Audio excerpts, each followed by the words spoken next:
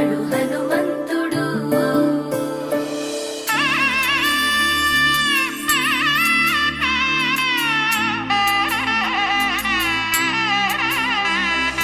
మూడు ముళ్ళ బంధము జరిగెను శుభలగ్నము, సీతారాముడు ఒకటయ్యను ఈ దినము.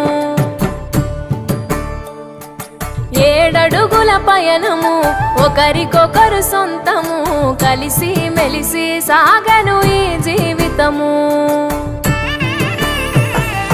శతమానం భవతి అని వధువరులను దీవించి, శ్రీరస్తు శుభమస్తని అతిథులు ఆశీర్వదించి, పంచాభూతాల నడుమ 2 మనసులేకమయ్యే కళ్యాణం కమనీ